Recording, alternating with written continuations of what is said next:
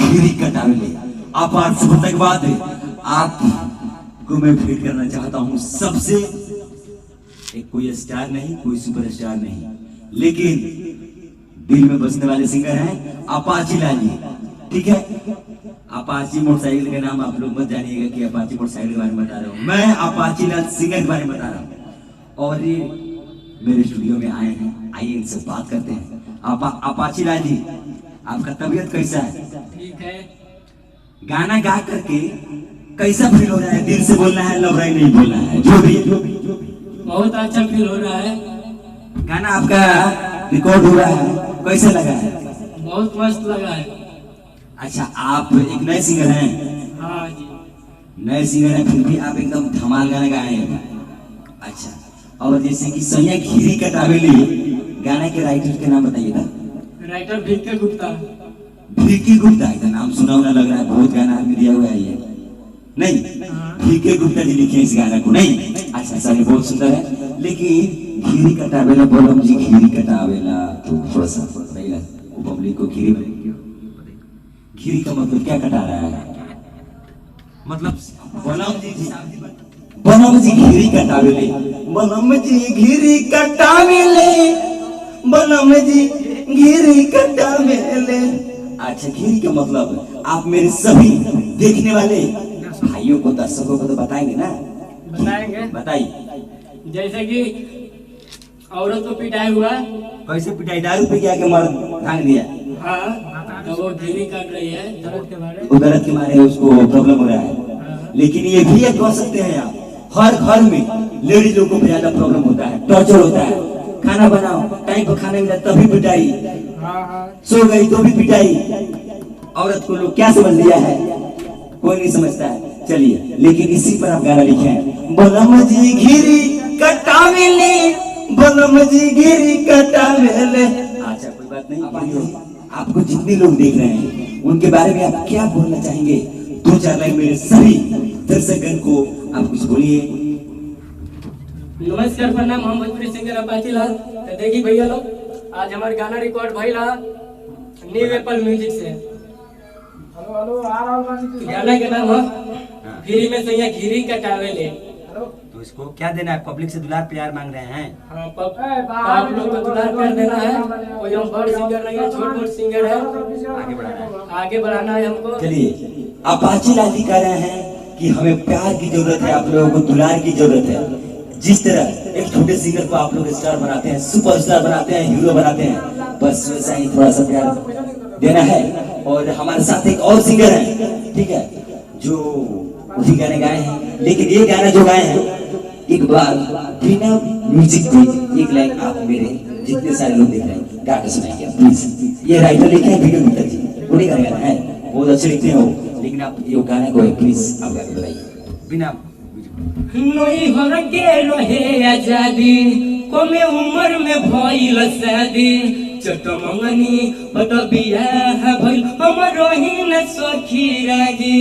अरे रोज रोज हमरा क्यों भर टाइम खटावेले, अरे रोज रोज हमरा क्यों भर टाइम खटावेले, फिर में सैया घिरी कटावेले, फिर में सैया घिरी कटावेले, फिर में सैया घिरी कटावेले, फिर में सैया घिरी कटावेले।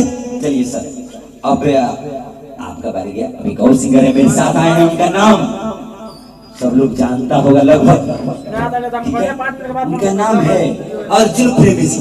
ठीक है, वो बहुत अच्छे गायक हैं, पहले से गाना बहुत गाए हुए हैं वो, और उनका गाना है बहुत ही धमाल मचाने वाला सॉन्ग है, और उनका भी राइटर गायक ही है। तो आइए हम उनसे बात करेंगे, ठीक है, कि वो गाना आखिर वो गाए हैं, तो उनके बारे में तभी जानना पड़ेगा ना कि आखिर अर्जुन प्रेमी को। तो तुरंत अर्जुन प्रेमी को बनाएंगे। अर्जुन प्रेमी जी, आप प्लीज मेरे 2 टाइप कुर्सी बैठिए, और अपने जितने सारे आपको लोग देख रहे हैं अर्जुन प्रेमी जी, उनके बारे में 2 लाइन बोलिए। नमस्कार प्रणाम। हम भोजपुरी गायक अर्जुन प्रेमी आप सबके पैर छू के प्रणाम करतनी। भैया हमार गाना न्यू एप्पल म्यूजिक से रिकॉर्डिंग भइल बा, जेके आप लोग के बीच में भेज रहल बानी।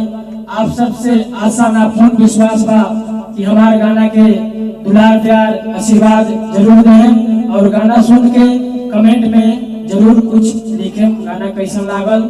नमस्कार प्रणाम। चलिए अब ये सब गाना गाए हैं, जैसे कि ये कहने के लिए धोखा दिए, अब इनका गाना है, एक लाइन इनकी आवाज में सुनेंगे। चलिए वो गाना को हम लोग सुनते हैं। और अर्जुन प्रेमी जी, आपका गाना का नाम क्या था जो अभी जो रिकॉर्ड हुआ है? अभी जो रिकॉर्ड हम लोग किए हैं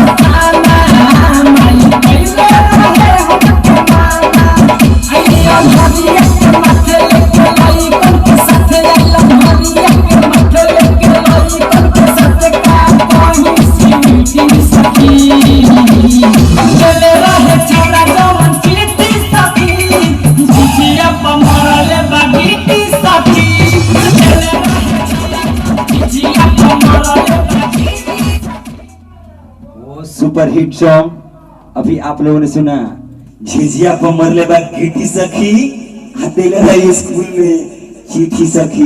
तो चिट्ठी का मतलब तो सभी जानते हैं क्या होता है। अच्छा अर्जुन प्रेमी जी, ये गाना आपने गाया है, लिखा किसने है, राइटर का नाम बताएंगे? जी मेरा राइटर है बीके गुप्ता जी। बहुत अच्छा गाना लिखते हैं, बहुत मस्त मैटर लिखते हैं, उन्हीं का गाना हम लोग गाते हैं। सेटर तू गाना लिखते हैं, चलिए कोई बात नहीं भाई, अभी बहुत अच्छा गाना है। और ये जो गाना आपने गाया है बहुत ही अच्छा लगा है। और ये गाना मेरे सभी जितने सारे आपको लोग देख रहे हैं, ठीक है, इसको रियलिटी में गा क्या बताएंगे इस तरह से माइक में। जाएला बढ़मया सथाना माई कोइले रहे हमके माना, जाएला बढ़मया सथाना माई कोइले रहे हमके माना। आइले अनहरिया के माथे लेके लइकन के साथे, आइले अनहरिया के माथे लेके लइकन के साथे, का कहीं सीवीटी सखी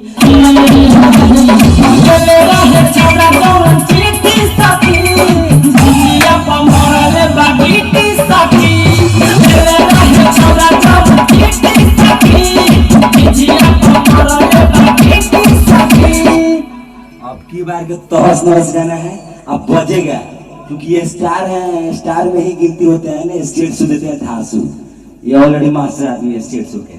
तो ये गाना तो जाएगा ही, बड़े चैनल से आएगा, तुरंत आप लोगों के बीच मिलेगा। और प्लीज हम लोग अलविदा लेंगे और एक बार राइटर पीके के नाम लेते हम लोग बाय करेंगे। बाय कीजिए, बाय बाय, ऐसे ऐसे ऐसे बाय।